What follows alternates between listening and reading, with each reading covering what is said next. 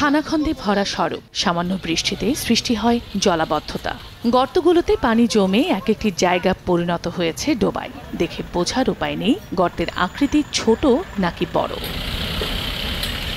এই চিত্র ঢাকা সিলেট মহাসড়ক থেকে সাহেব প্রতাপ মোড় হয়ে নরসিংদী পৌর শহরে যাওয়ার অন্যতম প্রধান সড়কের। শুধু এটিই নয়, পৌর শহরের হেমন্দ্র সাহার মোড়, বড়বাজার রোড সহ প্রতিটি সড়কের বেশিরভাগ স্থানে কার্পেটিং উঠে সৃষ্টি হয়েছে ছোট বড় গর্তের। প্রতিদিনই ঘটছে দুর্ঘটনা। তারপরও এসব ভাঙা সড়ক দিয়ে ঝুঁকি নিয়ে প্রতিদিন চলছে হাজারো যানবাহন।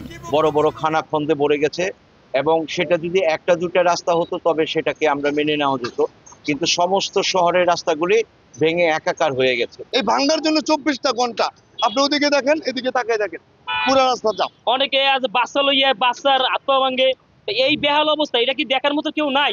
এদিকে জনদুর্ভোগ কমাতে ভাঙা রাস্তাগুলো পুনর্নির্মাণ এবং কার্পেটিং এর পরিবর্তে ইউনিব্লক সিস্টেমের পরিকল্পনার কথা জানান পৌর প্রশাসক। ইতিমধ্যে আমাদের পৌরসভার নির্বাহী প্রকৌশলী কর্তৃক 16টি রাস্তা চিহ্নিত করা হয়েছে। যেসব রাস্তাঘাটগুলো পিচগুলো নষ্ট হয়ে গেছে, এই সময় সেখানে পিচ দিয়ে ঢালাই করাটা সম্ভব না। এই কারণে আমরা সেখানে এইচবিবি পদ্ধতিতে জরুরি ভিত্তিতে মেরামত সংস্কার করছি। নরসিংদী পৌরসভার আয়তন 10.32 বর্গ কিলোমিটার, যা 9টি ওয়ার্ড নিয়ে গঠিত। এই পৌরসভায় মোট 77.55 কিলোমিটার পাকা রাস্তা রয়েছে। সময় সংবাদ, নরসিংদী।